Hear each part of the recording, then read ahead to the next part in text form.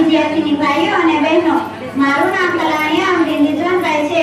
હું ધોરણ 8 માં અભ્યાસ કરું છું. આજે હું તમારી સમક્ષ વિજ્ઞાન અને ટેકનોલોજી વિષય પર મારા વિચારો રજૂ કરવા માંગુ છું.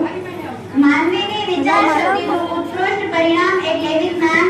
માનવીની વિચાર શક્તિનું ઉત્કૃષ્ટ પરિણામ એટલે વિજ્ઞાન અને તે વિચારોને વાસ્તવિકતા આપતું સાધન એટલે ટેકનોલોજી. जय जवान की जय किसान की जय हो जय विज्ञान की जय हो जय विज्ञान की. सुविधाओं का शुरू सिलसिला विनाशिता की खुशबू है. बचत समय की और शक्ति की अब विकास का जादू है. नए नए उपकरण बनाए, नए नए उपकरण बनाए, नूतन अनुसंधान की. जय जवान की जय किसान की जय हो जय विज्ञान की जय हो जय विज्ञान की. વિજ્ઞાન અને ટેકનોલોજી એટલે શું? કુદરતના નિયમોને સમજવા અને જ્ઞાન મેળવવું તે વિજ્ઞાન છે. તે મેળવેલ જ્ઞાનનો ઉપયોગ કરીને માનવ જીવનને સરળ બનાવતા સાધનો કે પદ્ધતિઓ વિકસાવવી તે ટેકનોલોજી છે. વિજ્ઞાન એ વિચાર છે અને ટેકનોલોજી તેનો આકાર.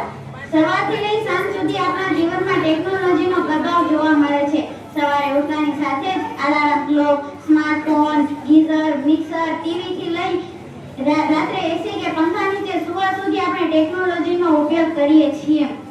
આજના સમયમાં ગૂગલ, ઇન્ટરનેટ અને સ્માર્ટફોન વગર જીવનની કલ્પના કરવી પણ મુશ્કેલ છે. વિજ્ઞાનના કારણે વિવિધ ક્ષેત્રોમાં ક્રાંતિ જોવા મળે છે. શિક્ષણની અંદર સ્માર્ટ ક્લાસરૂમ, ઓનલાઈન શિક્ષણ અને એનિમેશન દ્વારા ભણતર રસપ્રદ બન્યું છે. આરોગ્યની અંદર અસાધ્ય રોગોની રસી, લેઝર સર્જરી અને રોબોટિક સર્જરીથી લાખો લોકોના જીવો બચ્યા છે.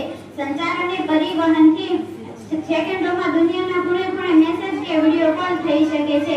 બુલેટ ટ્રેન અને ઇલેક્ટ્રિક વાહનોએ મુસાફરી સરળ બનાવી છે. વિજ્ઞાનની ઘણી સારી તો ઘણી નકારાત્મક અસરો જોવા મળે છે. સાયબર ક્રાઇમ, પર્યાવરણ પ્રદૂષણ અને અણુબોમ્બ જેવા ઘાતક હથિયારો માનવજાત માટે ખતરો છે. મિત્રો, વિજ્ઞાન અને ટેકનોલોજી એક એવું અદ્ભુત સાધન છે જે આપણને ગુલામ બનાવવા માટે નહીં પણ આપણું ગુલામ તરીકે સેવા આપવા માટે સર્જાયું છે. તેનો ઉપયોગ કેવી રીતે કરવો તે આપણા હાથમાં છે. જો આપણે તેનો ઉપયોગ વિવેક બુદ્ધિથી અને માનવ કલ્યાણ માટે કરીશું તો આપણી પૃથ્વી વધુ સુંદર બનશે. વિજ્ઞાનનો દીવો પ્રગટાવીએ,